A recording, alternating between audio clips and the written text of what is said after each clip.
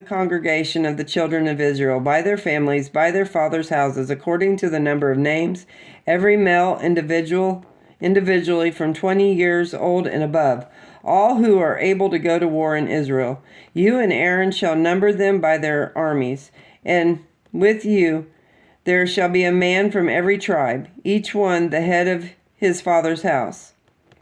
These are the names of the men who shall stand with you.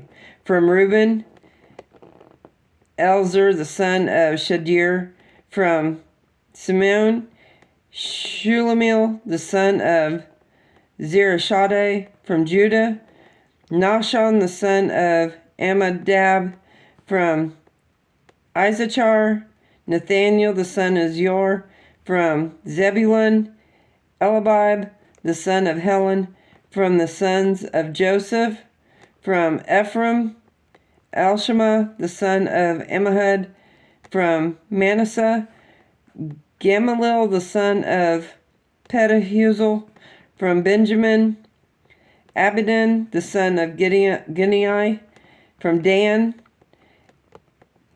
Halzerson the son of Ammishaddai; from Asher, Pagag the son of Orcon; from Gad, Elizaphat the son of Duel; from Naphtali, Ahiriah the son of Ian.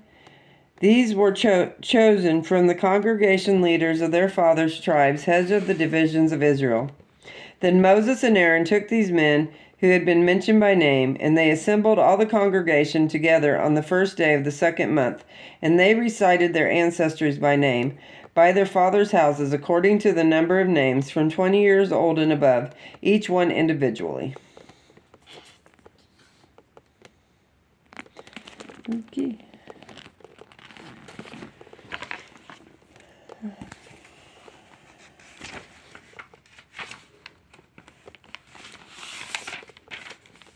The words gentleness and meekness are often confused in their meaning, and to add to the confusion, we already done a study on kindness. A definition is a bit elusive to pinpoint. In the original Greek language, there are a number of words which can be translated gentleness or meekness. It is more than an outward quality of words and deeds. Meekness tends to be emotional. It deals with how we feel within, while outwardly we may be acting gentle. Meekness has mostly to do with your spirit within. The Bible talks of the spirit of meekness. It also speaks of an ornament of meek and quiet spirit in 1 Peter 3:4. In actuality, only God can really discern what is happening in our spirit and appreciate what is happening within. To be truly feeling submissive and humble might be lacking, but it's something which only each person knows. Outwardly, we may be acting out of gentleness, but on the inside there is a raging storm which has been covered. In any person's life, it's a Christian's virtue not to show any kind of resentment. But it's an even deeper work of grace in the human heart not to feel any resentment of any kind. Jesus is the supreme example when he affirmed for all time, "I am gentle and humble in heart."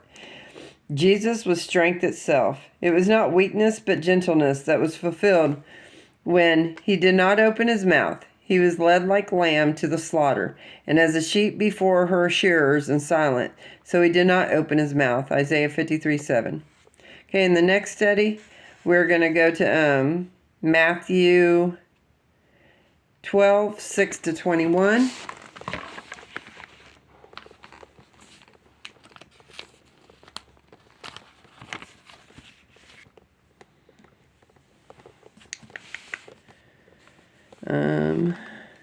Yet I say to you that this is place there is one greater than the temple. But if you had known what this means, I desire mercy and not sacrifice, you would not have condemned the guiltless. For the Son of Man is Lord, even of the Sabbath. Now, when he had departed from there, he went into the synagogue, and behold, there was a man who had a withered hand. And they asked him, saying, "It is lawful to heal on the Sabbath?" That they might accuse him. Then he said to them, "What man is there among you who has one sheep, and if it falls into the pit on the Sabbath, will not lay hold of it and lift it out? Of how much more value then is a man than a sheep? Therefore it is lawful to do good on the Sabbath. Then he said to the man, Stretch out your hand. And he stretched it out, and it was restored as whole as the other. Then the Pharisees went out and plotted against him, how they might destroy him. But when Jesus knew it, he withdrew from there, and great multitudes followed him, and he healed them all. Yet he warned them not to make him known, that it might be fulfilled, which was spoken by Isaiah the prophet, saying, Behold, my servant whom I have chosen, my beloved in whom my soul is well pleased. I will put my spirit upon him, and he will declare justice to the Gentiles. He will not quarrel or cry out, nor will anyone hear his voice in the streets. A bruised reed he will not break, and smoking flax he will not quench, till he sends forth justice to victory, and in his name Gentiles will trust.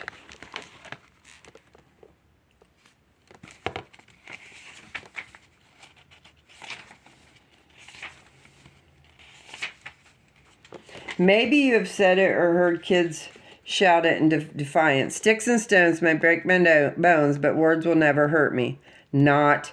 There have been many studies done about the sting of hurting words. Once spoken, words are almost impossible to retrieve, and how words can hurt. Spiteful words are weapons that can cut another to shreds. Too often we have spoken words that destroy young lives, words that will be remembered over a lifetime.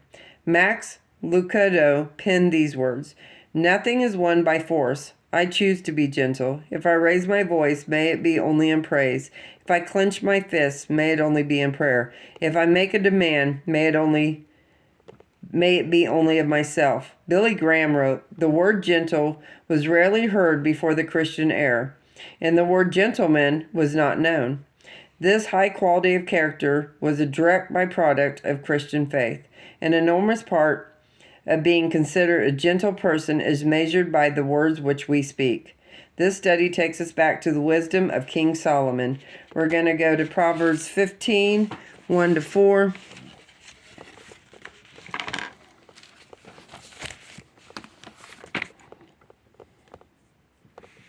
A soft answer turns away wrath, but a hard word stirs up anger.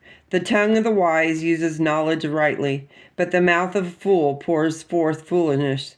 The eyes of the Lord are in every place, keeping watch on the evil and the good. A wholesome tongue is a tree of life, but perseverance is in it breaks the spirit.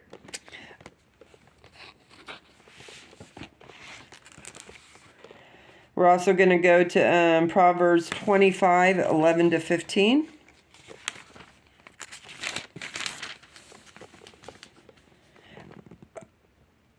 A word fitly spoken is like apples of gold and setting of silver. Like an earring of gold and an ornament of fine gold is a wise rebuker to an obedient ear. Like the coldest snow in time of harvest is a faithful messenger to those who send him, for he refreshes the soul of his masters.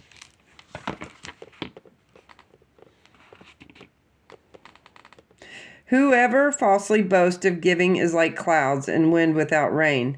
By long forbearance a ruler is persuaded, and a gentle tongue breaks a bone.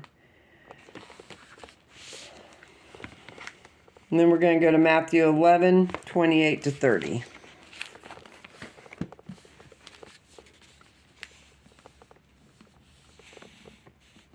Come to me, all you who labor and have heavy laden, I will give you rest. Take my yoke upon you and learn from me, for I am gentle and lowly in heart, and you will find rest for your souls. For my yoke is easy and my burden is light.